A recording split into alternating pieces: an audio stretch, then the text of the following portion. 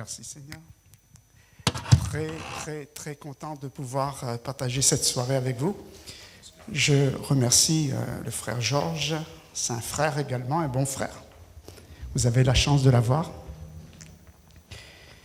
Je suis très content d'être là. Les témoignages m'ont vraiment touché. Excusez-moi, mais je me suis retrouvé dans ces trois beaux témoignages. Je me suis retrouvé parce que moi aussi j'ai fait un acte de suicide. C'est compliqué. On peut en parler pour la gloire de Dieu maintenant. Moi aussi, frère Franco, moi aussi ma boule camphre. Très misérable. Moi aussi j'avais des problèmes psychologiques. J'étais bien. Vous savez, vous avez quelqu'un devant vous qui était footballeur. Je faisais partie de la section de La Réunion, mais j'étais pauvre, j'étais malheureux, j'étais misérable. Et Jésus a su trouver le chemin de mon cœur. Je me suis converti à l'âge de 33 ans. 5 ans après, je suis rentré dans le ministère. Et Dieu m'a donné une belle épouse, très belle épouse, belle Catherine. Malbarré Catherine, fait jolis enfants. Et j'ai un fils unique, Timothée. Voilà, il aura 16 ans. Je vous donne la date. Vous voulez savoir la date ? 21 novembre, si un jour vous venez sur la région de Saint-Pierre, il est né le 21 novembre, mais si vous voulez lui apporter un petit cadeau, ça lui fera plaisir. Voilà. Mais très content, très heureux de pouvoir être là, de partager l'Évangile. La Pâque, qu'est-ce que la Pâque ? La Pâque, c'est Christ en nous. Christ en nous, Christ pour nous. La Pâque, c'est Christ, le Christ ressuscité, le Christ vivant. Et je l'ai expérimenté, ce Christ ressuscité. Et je bénis le Seigneur, je disais à mon frère, tu as une belle église. Ça se voit que vous êtes content d'être là. J'aime bien les réunions interactives, vous savez. Si je ne dis pas Amen, mi tombe à terre. Hein? Donc, soyez bénis. Je disais au frère Georges, cette église aime le Seigneur. Et je vous encourage à toujours aimer Jésus, à continuer à le faire, même si c'est difficile, même si c'est compliqué. Aimez Jésus de tout votre cœur, frères et sœurs. J'ai apprécié les chants, frères, sœurs, j'ai apprécié les chants. J'aime bien chanter. Je chante plus souvent dans ma cuisine ou dans ma salle de bain, mais j'aime bien chanter. J'ai apprécié la musique et j'apprécie tout particulièrement d'être là avec vous ce soir. Et pour plus d'ingrédients à cela, il y a la parole de Dieu. Et j'aimerais apporter le message que le Seigneur a mis sur mon cœur pour partager avec vous. Il semblerait que le thème de cette semaine, c'est le temps. C'est un temps particulier. Et quand on regarde les évangiles, quand on regarde l'évangile, quel que soit l'évangile, il y a un seul évangile, il n'y a pas 50 000 évangiles, mais quand on regarde l'évangile, on peut dire qu'à chaque instant, qu'à chaque moment où Jésus se déplace, c'est le moment, c'est le temps de Dieu. Un temps où nous devons, frères, sœurs et amis, vous qui êtes là, peut-être quelqu'un est là pour la première fois, on vous a invité ou vous venez tout simplement vous côtoyer là, dans ces instants, dans cette semaine, vous côtoyer l'Église de Jésus-Christ. Je dis bien l'Église de Jésus-Christ, c'est le temps de Dieu pour toi, c'est le moment de Dieu. Et j'ai choisi un texte que le Saint-Esprit a mis sur mon cœur, c'est dans l'Évangile de Luc, chapitre 10 et le verset 38, j'aimerais le lire avec vous jusqu'au verset 42, s'il vous plaît.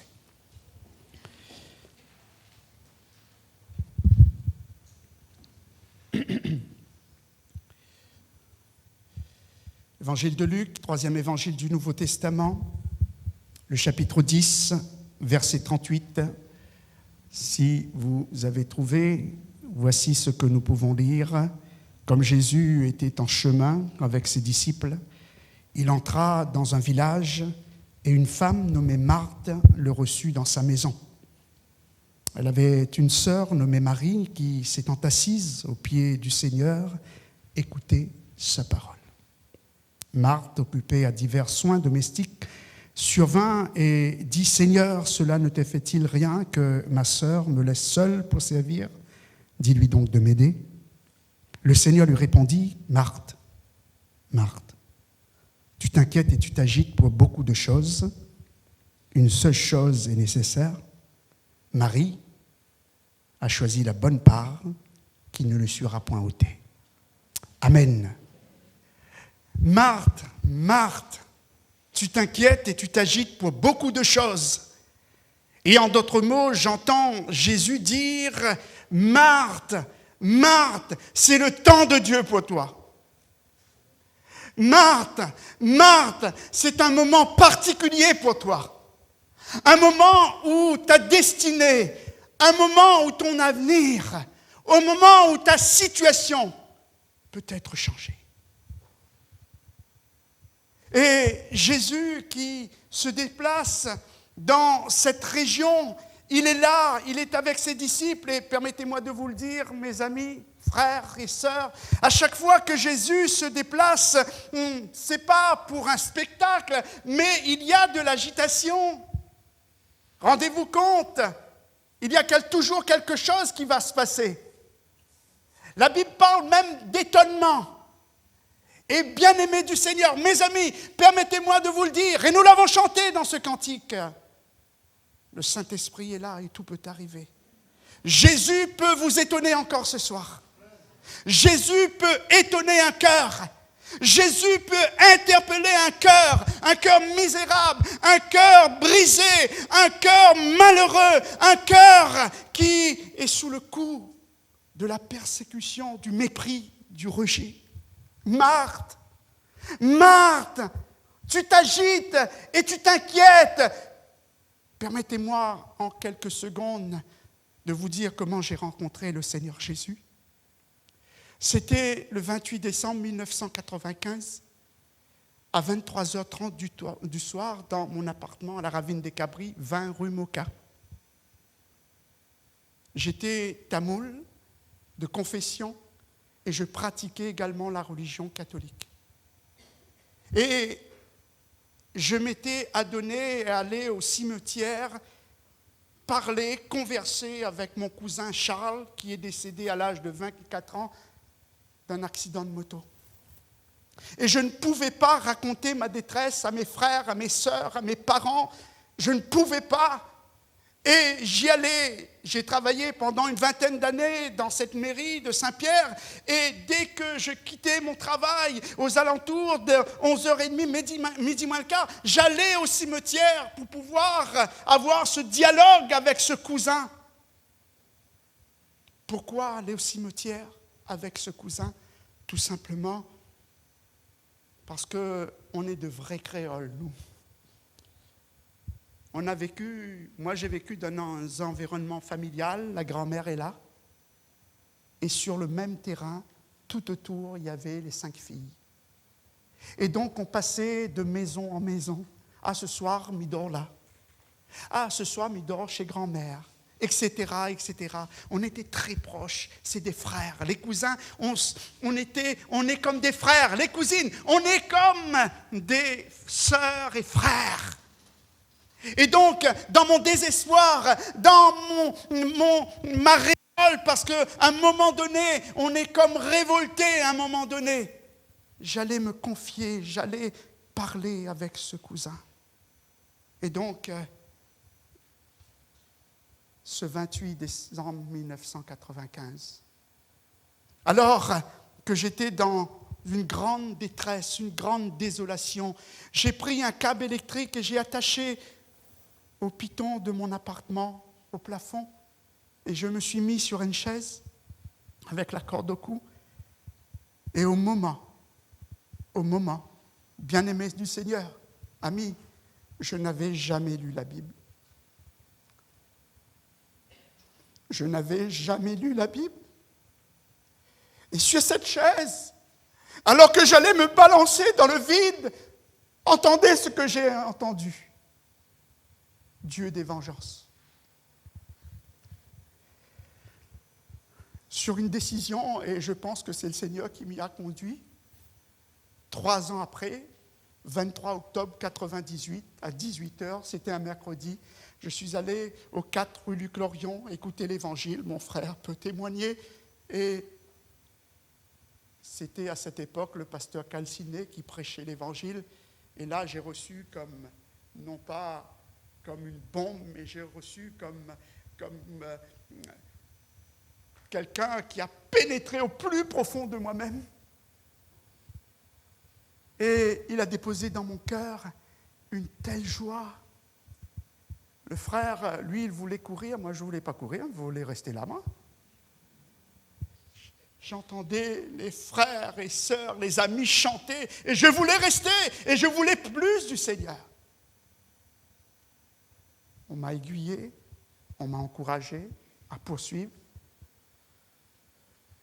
et j'ai commencé à lire la Bible. On m'a offert une Bible, et j'ai commencé à lire la Bible. Et dans la simplicité de cœur, et dans une plus grande simplicité de compréhension, on m'a dit, lis les évangiles, ce que Jésus est capable de faire pour toi, et lis le livre des psaumes. Alors j'ai commencé à lire également un psaume par jour. Au bout de quelques mois, j'arrive au psaume 94 et au verset 1er, qu'est-ce qui est écrit ?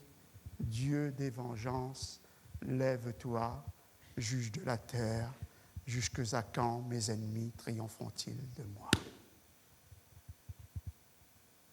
28 décembre 1995, à 11h30 du soir, j'ai entendu Dieu des vengeances. Et c'était le Seigneur qui m'avait appelé. Jésus est vivant. Jésus est vivant pour toi ce soir. Et quelle que soit ta difficulté, quel que soit ton problème, je peux te le garantir, je peux te l'assurer, Jésus est capable de te libérer. Jésus est capable de te sauver parce qu'il est vivant. Marthe, tu t'inquiètes et tu t'agites pour beaucoup de choses. C'est le temps. Et permettez-moi de vous le dire, mes amis, mes frères et sœurs, la gestion du temps est très importante dans une vie. Et cela pour 2 raisons. Du fait de la brièveté de notre vie. La vie, vous savez, il n'y a pas si longtemps, quoique je suis encore beau, mais il n'y a pas si longtemps que ça, j'étais un beau jeune homme. J'étais un beau jeune homme. Et pourtant, j'ai pris de l'âge. Ah, je ne suis pas vieux, moi. J'ai pris de l'âge. Mais je me dis en moi-même, les années ont passé. Et ça va tellement vite. Tellement vite. La vie est brève. Notre séjour sur terre est plus court que nous avons tendance à le penser. C'est vrai, c'est pas vrai. Il y a un chanteur local, c'est quand même célèbre. Vous savez qu'est-ce qu'il dit ? Faut sauver ça qui reste. Et ce soir, Jésus veut te sauver. Jésus veut te délivrer. Jésus veut te donner de l'avenir et de l'espérance. Pourquoi ? Entendez ce que dit l'apôtre Jacques. En effet, qu'est-ce que notre vie ? C'est une vapeur, qui paraît pour un instant et qui disparaît ensuite. Alors je vous pose la question, est-ce que pour toi ce soir, il n'y a pas intérêt à te prendre conscience de cette brièveté de vie que le Seigneur t'a donnée sur cette terre ? Parce que, permettez-moi de vous le dire, nous devons nous préparer. Nous devons nécessairement gérer notre temps. Alors Jésus dira à Marthe, une seule chose est nécessaire. Qui que nous soyons dans cette salle, nous avons tous nos activités, nos besoins. Chacun d'entre nous, nous avons nos priorités. les priorités de mon frère Georges, en dehors, bien sûr, de la gestion d'église, du salut des âmes, sa priorité n'est pas forcément la mienne. Chacun d'entre nous, nous avons nos priorités. Chacun est libre de ses choix, mais les choix que font certains ne le rendent pas toujours libre. Nous ne sommes pas toujours libres des conséquences de nos choix, surtout si ces choix ne sont pas pris dans la volonté de Dieu. Et nous l'avons chanté, il faut prendre quand même en considération, et nous le voyons, nous verrons par la suite à travers de ce message, il faut prendre en considération la volonté de Dieu, pour nous qui sommes sa créature, pour nous qui sommes ses enfants, pour nous qui sommes son choix.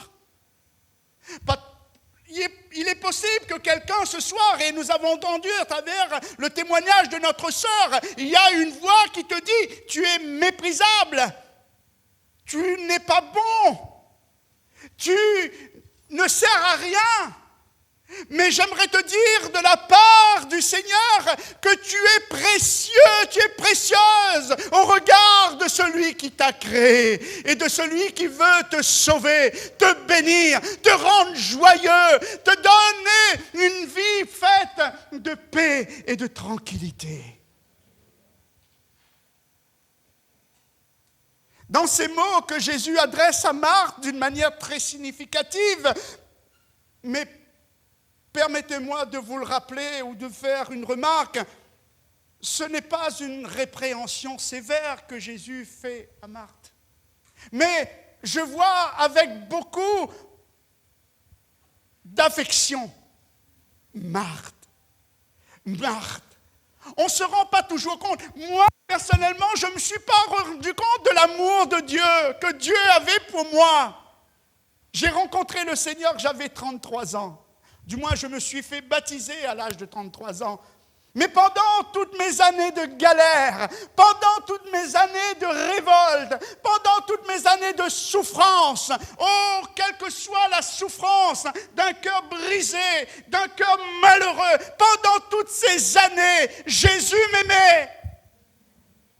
Jésus avait déjà prévu son plan de salut pour moi. Et nous l'avons chanté, bien-aimé. Dieu a tant aimé le monde qu'il a donné son Fils unique, afin que quiconque croit en lui, le quiconque c'était moi, le quiconque c'est toi, le quiconque c'est nous. Alléluia. Il y a de l'affection dans le cœur de Jésus pour toi. Toutefois, il y a un profond sérieux, le salut est sérieux. Ton âme est chère. Ton salut est un salut sérieux. Et Jésus t'invite ce soir à prendre conscience, à considérer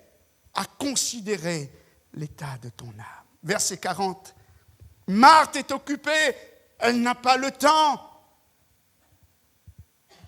Rendez-vous compte, elle n'a même pas un temps pour elle.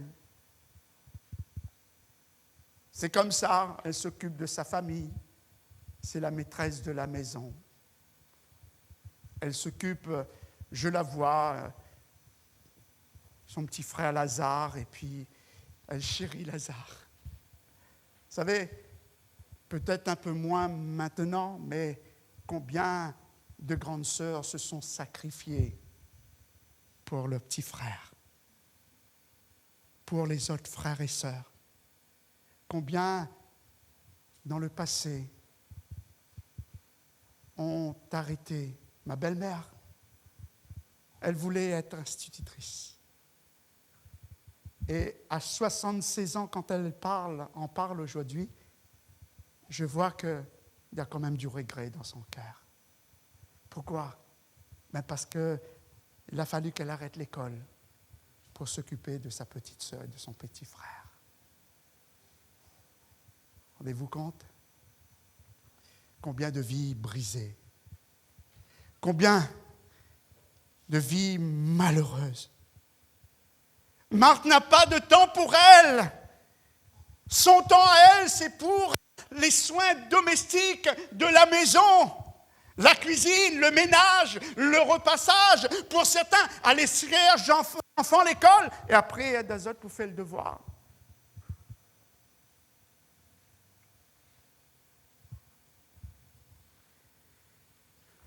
Elle n'a pas le temps pour elle. Elle n'a même pas le temps pour son âme. Jésus est là. Frère, sœur, Jésus est là. Il est là. Et Jésus nous tend la main. Vous voyez la main de Jésus? Il te tend la main. Ferme tes yeux. Toi qui es dans la souffrance, toi qui vis une situation difficile, toi qui es malade, toi qui, le médecin t'a dit, il faut prendre des médicaments à vie. Toi qui, peut-être, dans ton cœur, tu as un examen et tu es comme inquiet ou inquiète, Jésus te tend la main. Il te tend la main. Et puis Marthe a ce raisonnement que, comme beaucoup dans le découragement ou par fatalité, bon Dieu connaît toutes choses. Oui, le Seigneur te connaît. Il te connaît si parfaitement qu'il a prévu pour toi de te donner une orientation nouvelle, une vie nouvelle, de nouvelles perspectives d'avenir. Parce que si Jésus veut te conduire dans l'éternité, mais il veut bénir ton présent. Il connaît ton passé, il connaît ton futur, mais il veut te bénir dans ton présent. Et ce soir, vous savez quoi? Il va te bénir. Il va te délivrer. Une seule chose est nécessaire. Marthe, une seule chose est nécessaire. Pourquoi? Parce que Marie, ta sœur, elle a choisi la bonne part. Elle a choisi la bonne part. Et cette part, elle est pour toi aussi ce soir. Alléluia. Cette part, elle est pour toi. Elle est pour nous. J'ai ma part aussi. Vous savez, j'étais béni, frères et sœurs. Et je suis encore béni. Oh, je prenais du plaisir là.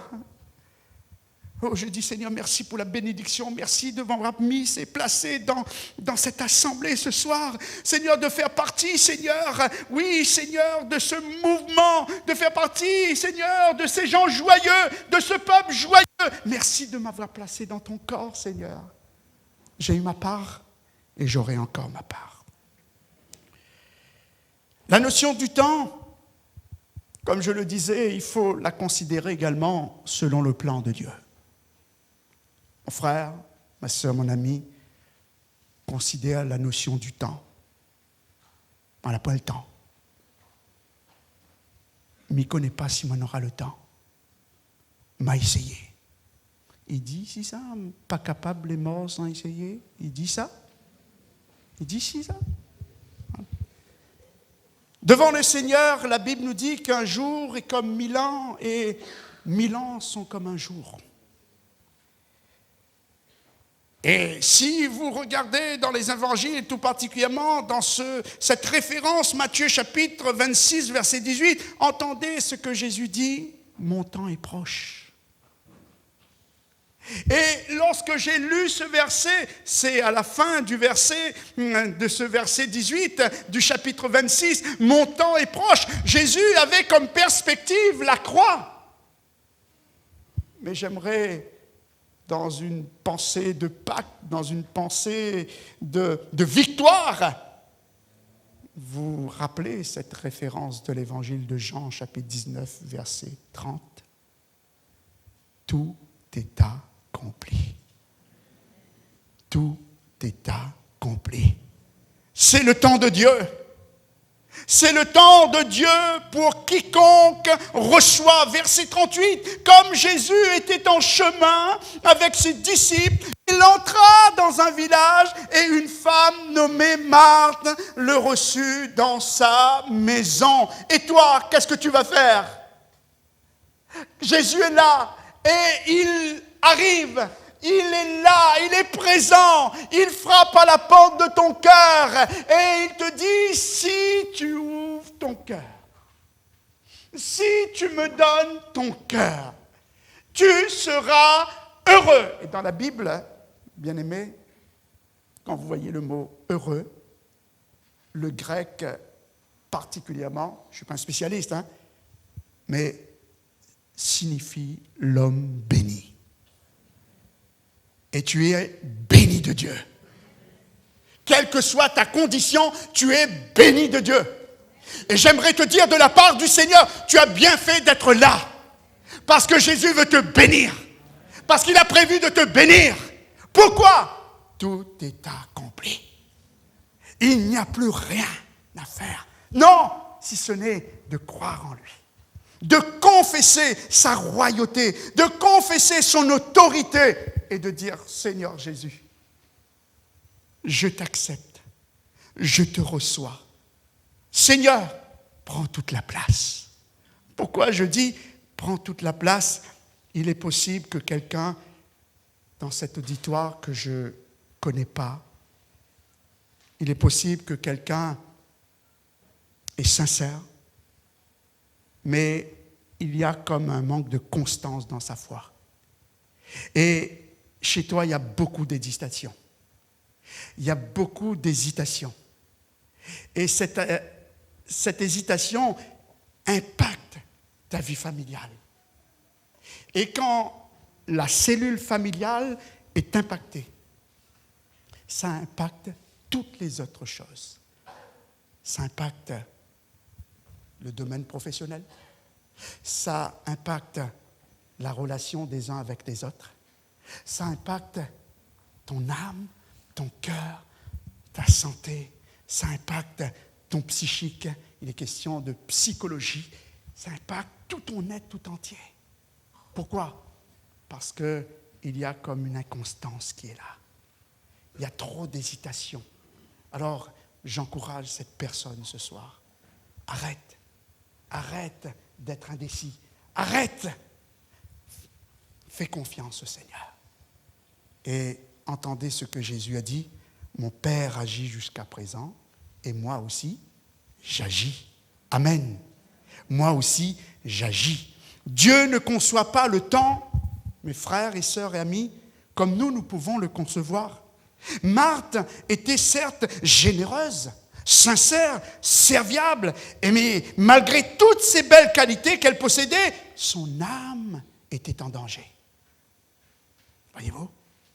Et il y a tellement de choses, tellement de contrariétés, tellement de soucis, tellement de difficultés qui viennent, comme nous dit la Bible, flot sur flot, et tu as l'impression et que ça ne finit pas, et tu te dis en toi-même, jusque à quand, comme le psalmiste, jusque à quand?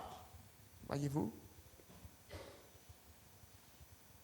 J'aimerais te rappeler les priorités de Jésus. L'évangile de Luc, chapitre 19, verset 10, sa priorité, c'est de sauver. C'est de sauver les perdus. Car le Fils de l'homme est venu chercher, et tu fais partie de ces gens. Tu fais partie de ceux pour qui Jésus est venu. Jésus est venu pour te sauver. Jésus est venu pour te libérer. Jésus est venu pour te guérir. Jésus est venu pour te donner sa joie. Dans l'Évangile, et j'aime me rappeler quand je prêche, il y avait un mendiant. Et le Seigneur l'a délivré. Et combien, mes frères et sœurs et amis, combien la mendicité. Quelqu'un dans la Bible, dans les évangiles, a dit mendier, j'en ai honte. Mendier. Et puis, nous voyons peut-être, tu ne mendies pas une pièce, mais il est possible que tu es en train de faire de la mendicité, de la joie, un peu de joie, en train de faire la mendicité d'un peu de paix. Tu cherches un peu de bonheur, tu mendies, et tu te dis en toi-même, peut-être en me donnant à fond dans telle ou telle activité, oh, je vais commencer à faire du sport, je vais perdre un peu de poids, c'est bien, mais c'est pas tout. Peut-être tu soignes la plastique, peut-être tu soignes le dessus, mais en dedans, c'est malheureux, c'est triste. Et tu dis en toi-même, et moi, je peux vous dire, parce que j'ai eu ce sentiment à un moment donné de ma jeunesse. Connaissez la chanson ? Mal aimé, je suis le mal aimé. Vous connaissez ça? Eh bien, ça m'a imprégné pendant toute ma vie, pendant toute ma jeunesse. Je faisais du sport, je paraissais devant les supporters. Et là, je rentrais sur le stade olympique. Il y avait 15 000 personnes. Voyez-vous? Mais là-dedans, c'était malheureux. J'étais pauvre. Il y a certains jeunes de mon quartier à la Ravine des Cabris, ils m'enviaient. Mais j'étais malheureux comme quoi. J'étais malheureux. Et ce 28 décembre 1995, je suis monté sur cette chaise pour me suicider. Peut-être tu m'en dis un peu de joie. Peut-être tu m'en dis un peu de paix. Tantôt tu es en paix et tantôt ça ne va pas. Peut-être tantôt tu es joyeux, mais tantôt ça ne va pas. Peut-être dans ton couple, c'est dur, c'est compliqué. Je bénis le Seigneur et nous remercions le Seigneur d'avoir mis à nos côtés une jolie épouse, de beaux enfants, mais qu'ils ont la vision du ministère avec nous. Ça, c'est extraordinaire. Et je bénis, mon frère Daniel, il peut témoigner. Je loue le Seigneur, je loue sa grâce pour mon épouse qui reste hier avec mon fils. Le matin, je descends à 7h30 et je rentre à la maison le soir après la réunion, 19h, 20h. Et vous savez, elle m'attend avec un petit panini. Je dis merci Seigneur. Alléluia. Elle m'appelle, tu manges quoi ce soir? Elle s'inquiète pour son mari. Tu manges quoi ce soir? Peut-être dans ton cœur, dans ton foyer, c'est pas gaillard. Peut-être tu voudrais que ton mari change. Vice-versa, tu voudrais que ton épouse change. Eh bien, commence par changer toi-même.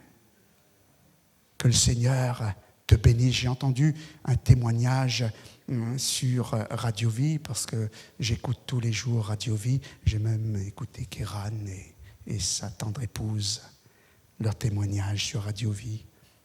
C'était hier. Et j'ai entendu cette jeune dame qui disait, elle faisait des études de médecine. Et à un moment donné, elle avait oublié, non pas le Seigneur, mais l'engagement qu'elle avait promis de prendre. Seigneur, ne nous oublie pas. Le Seigneur ne nous oublie pas. Entendez ce que dit la Bible. Au temps favorable, je t'ai exaucé. Au jour du salut, je t'ai secouru. Voici maintenant le jour du salut. Voici maintenant la guérison. Il envoie sa parole et il nous guérit. Voici maintenant le jour de la délivrance pour toi. La paix, la joie. Jésus est la joie. Jésus est le vrai bonheur. Jésus est la vraie paix. Amen. Et puis je termine.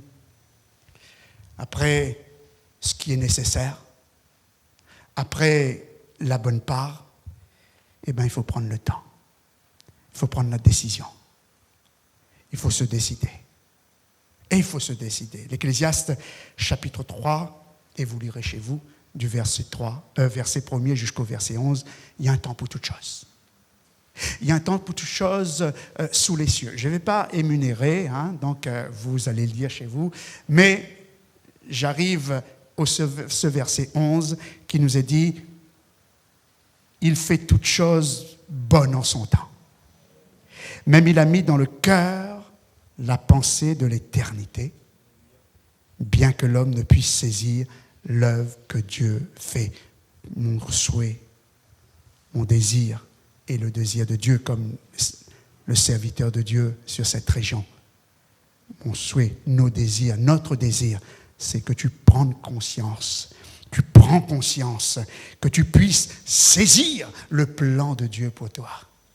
C'est que Dieu veut ta paix, Dieu veut ton bonheur, Dieu veut ta joie. Verset 39, Marie, elle a pris du temps. C'était peut-être insignifiant au regard de sa sœur. Seigneur, cela ne te fait-il pas rien hein, qu'elle me laisse seule pour servir, hein, c'est paresse ça. Non. Seigneur, dis-lui donc de m'aider. Mais Marie, elle était là. Elle était au pied du Seigneur. Elle avait compris au moins une chose. Son intérêt était là. Et je te poserai une question. Où est ton intérêt? Moi, je pense que quelqu'un qui est sensé et sage d'esprit connaît son intérêt. Et cet intérêt n'est pas dans les choses farfelues, mais son intérêt, c'est pour sa propre existence, ici-bas, dans sa gestion de plan, mais aussi dans son éternité. Alléluia! Elle s'était assise au pied du Seigneur. Elle écoutait sa parole. Et, permettez-moi de vous le dire, c'est intéressant quand quelqu'un écoute. Mon frère Georges, je ne sais pas si c'est le cas, mais il est possible qu'un jeune est venu te voir et te dire « Dieu m'a appelé ».